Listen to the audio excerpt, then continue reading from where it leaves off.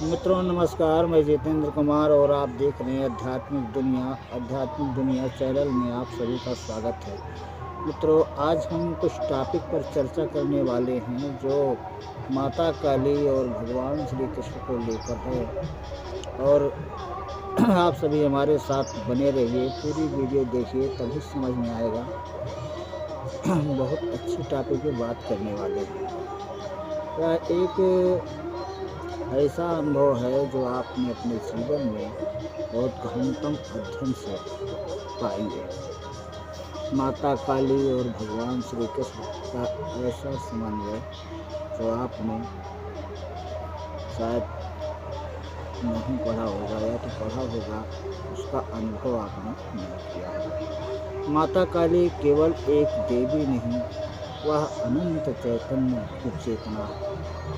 अर्थात जो हमारे भीतर आत्मा है, उस आत्मा में स्थित परमात्मा और वो परमात्मा की शक्ति है। जैसा कि हम आप सभी ने सुना है, तो मित्रों सबसे पहले हम आपको ये कहानी बताएं तो उससे पहले आप हमारे चैनल को सब्सक्राइब कर लीजिए और लाइक कर दीजिए। अपने दोस्तों को शेयर करना न भूलिए ताकि यह जानकारी और सभी को मिल सके।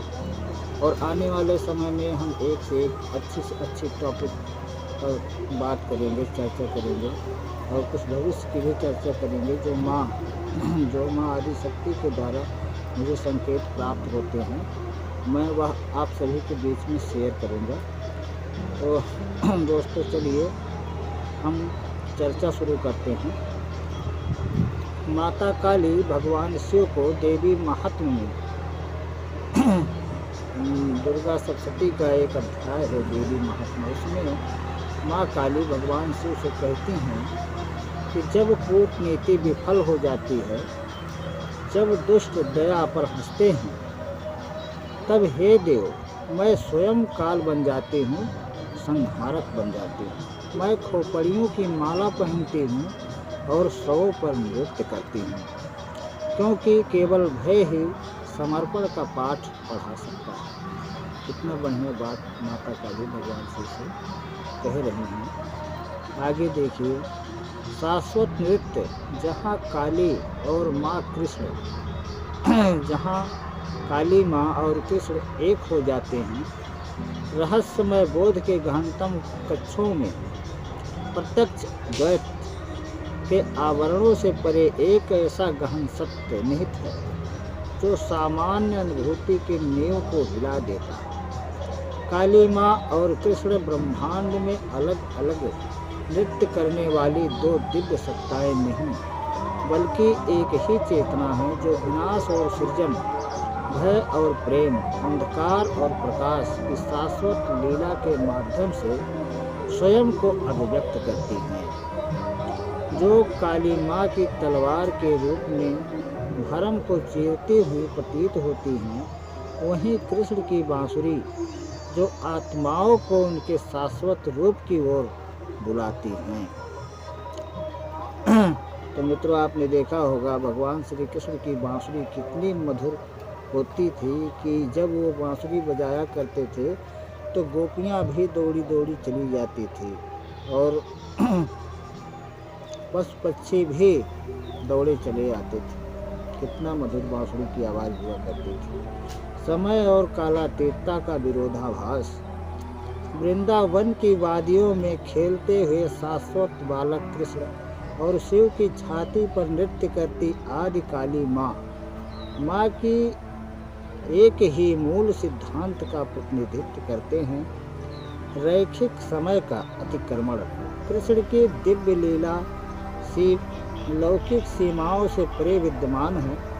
ठीक उसी प्रकार जैसे काली का नृत्य समय की अवधारणा को ही नष्ट कर देता है, दोनों ही उस चीज की अभिव्यक्ति है जो न कभी पैदा हुई और न कभी मर सकती। अर्थात दोनों एक ही हैं और शाश्वत हैं। प्रचंड करुणा का मिलन है। काली का प्रचंड प्रेम जो केवल मुक्ति के लिए विनाश करता है, कृष्ण के सर्वव्यापी प्रेम को पूरी तरह से प्रतिबिंबित करता है। जो सीमित पहचान की कैद से लोगों के हृदय को चुराकर उन्हें मुक्त करते हैं। काली माँ का भयानक रूप भय को ही विलीन कर देता है, जबकि कृष्ण का सौंदर्य पृथक आत्मा की सीमाओं को मिटा देता है। दोनों एक ही लक्ष्य की ओर ले जाते हैं, ईश्वर के प्रति पूर्ण समर्पण के भाव उत्पन्न करते हैं। प्रेम और मृत्यु की पवित्र आभा। जहाँ एक तरफ भगवान श्री कृष्ण प्रेम की परिभाषा है, वही दूसरी तरफ माँ काली मृत्यु की परिभाषा है। दोनों देवता परम रहस्यों के अधिष्ठाता है। कृष्ण दिव्य प्रेम के अधिष्ठाता हैं, जो परमानंद के माध्यम से अहंकार का नाश करता है, और वहीं काली पवित्र मृत्यु के अधिष्ठाता हैं, जो अमर चेतना को जन्म देती है। दोनों एक ही मूलभूत शक्तियों से निपटते हैं, सीमाओं का विनाश और अनंत सत्ता की स्थापना करते हैं। द्वैत से परे नृत्य। सर्वोच्च बोध में कोमल ग्वाल और प्रचंड देवी प्रत्येक वाणी के हृदय में एक साथ नृत्य करती। कृष्ण की बांसुरी उनके उत्कट भक्ति रूप में दिव्य स्त्रीत्व को प्रकट करती है, जबकि काली की ढोल की थाप पूर्ण साक्षी रूप में दिव्य पुरुषत्व को बुलाती। दोनों मिलकर उस ब्रह्मांडीय नाद का संचालन करते हैं, जहाँ प्रत्येक स्वर सृजन और विनाश दोनों विद्यमान हैं। प्रत्येक विराम जन्म और मृत्यु दोनों हैं। परम पहचान जिस रहस्य दर्शी के पास देखने की आँखें हैं, उसके लिए काली का प्रत्येक स्वरूप कृष्ण का छद्म रूप है, और कृष्ण का प्रत्येक स्वरूप काली के प्रत्यक्ष कृपा है। काली माँ जो सभी मिथ्यात्व को काट देती हैं, और दिव्य प्रेमी जो सभी सत्य को आकर्षित करते हैं। चेतना के एक ही चंद्रमा के दो मुख, एक मुख अमावस्या के अंधकार में छुपा हुआ है, और दूसरा मुख चंद्रमा स्वयं शाश्वत रूप में एक ही रहता है। एक अंधकार में छुपा हुआ है, दूसरा पूर्णिमा के समान चंद्रमा की पूर्ण खिलखिलाती रोशनी की तरह चमकता रहता है। हृदय के गुप्त कक्ष में कृष्ण अपनी बांसुरी बजाते हैं और काली नृत्य करती हैं, लेकिन संगीत और नृत्य की संगीत और नर्तक, संगीतकार और नर्तकी एक ही है, और जिस हृदय में वे समाहित हैं, वहीं उनका वास्तविक रूप।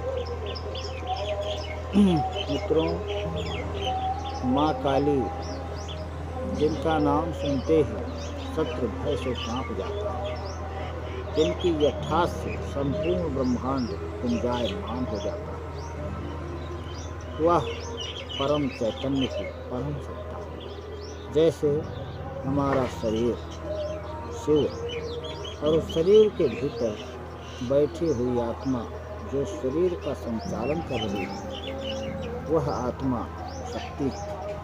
अर्थात बिना शक्ति के यह शरीर चलायमान नहीं होता। शक्ति शरीर से बाहर हुई शरीर का काम करती है। जिस प्रकार एक बल्ब होता है और उस बल्ब बिना बिजली के बेकार होता है, यदि उसमें ऊर्जा न आए, बिजली न आए, तो बल्ब किसी काम का नहीं।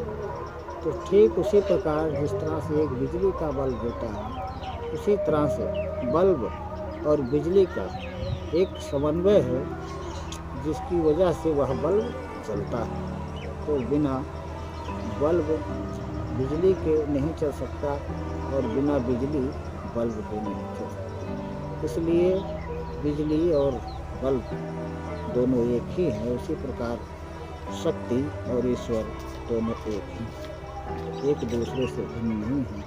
तो मित्रों, आज के एपिसोड में बस इतना ही। आगे फिर मिलते हैं, तब तक के लिए इजाज़त दीजिए।